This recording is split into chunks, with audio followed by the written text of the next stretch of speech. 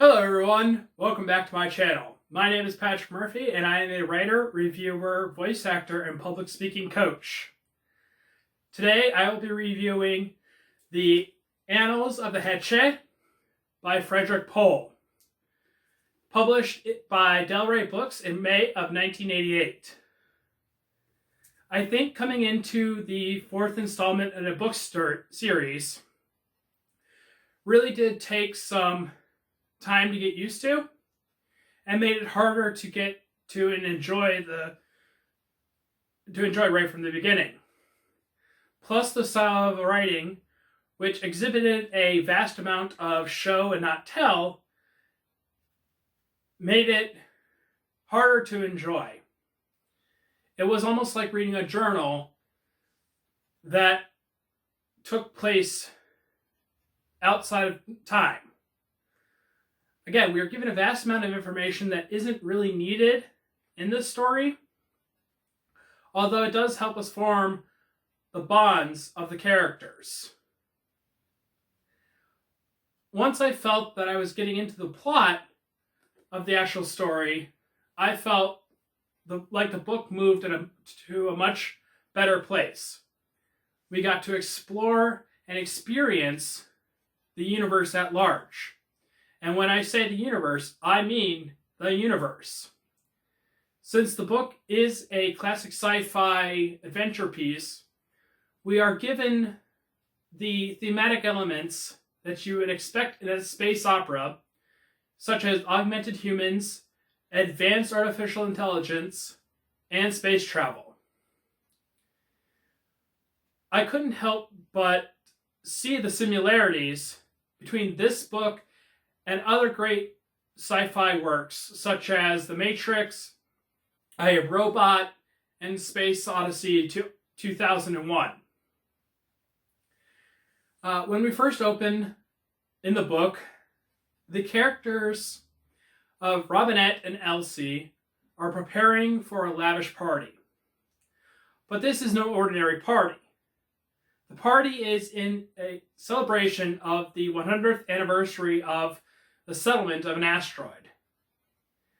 Now, you may be thinking, so what? What's so special about that? Well, let me tell you. You see, Robin and Elsie were part of the original settlement of the asteroid, putting them well over 100 years old. They can do this by storing themselves and their essence as machine people. They were digitized, which allows them to live forever. They can eat, drink, and party as much as they want without any repercussions. So this, and believe me, they do. Plus, due to their billionaire status, they can rub elbows with the upper echelons of society. Thus, they gain a vast amount of influence and power. In the first few chapters gives us a understanding of how our main characters remember the partygoers and both of meat and non-meat variety. We are given a lot of history of the start of the colony, space exploration, and the contact with the non-human life, which is the Heechee. This alien species, called the Heechee, are shown to be great explorers of the galaxy, having sought out intelligent life. The Heechee worked to study and interact with any being they felt they could. But out of the three species they understood to be intelligent, humans were the only ones to be able to speak back. Thus, once the human race was able to form the necessary tools to begin space travel, they discovered the remnants of the Heechee fleet, and the two were able to meet. Using a complicated system of ancient Heechee technology, the two races learned to commingle. We are also looked at an advanced artificial intelligence, cleverly named Albert Einstein. This was probably my favorite character in the whole book. He was snarky, intelligent, but also compassionate and caring. With a few simple commands, he was able to provide anything for his masters, from a beach house with little fruity drinks to advanced astronomical theory. I think the thing that I liked the most was that he could explain the science behind the Big Bang Theory that made it easy for one to understand. This is great for a reader that might not have the understanding of those theories, and even ones that did, it will allow them to understand it better. The third set of people that we are given to look at is a newly formed friendship between three adolescents. One human girl, one human boy, and one Heechee boy. Having already formed and known each other, the human boy and the Heechee boy are thrown into an unknown territory with the addition of the girl. It's a nice break to get to see how they interact with each other and how their lives are changed when they are sent back to Earth. They must each try to find their own way in the new world, especially their environment and school, while also staying together. Finally, over the times together, the Heechee cultures teach the humans to fear a race they call the Assassins.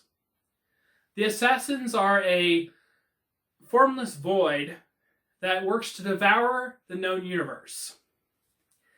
As a formless void, it is unable to vocalize, materialize, or visualize any sort of demands or endeavors, thus making it the perfect enemy. How can you stop something that has no face, voice, or mind? I felt like this was a great existential question that gave the characters something to work towards in the story. Overall, I really did like the book.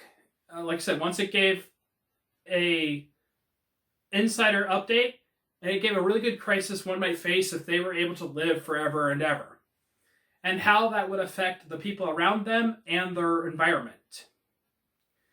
The look at the scientific theories, law, and practices was a nice way to understand them and figure out a way they could be taught to those who might not.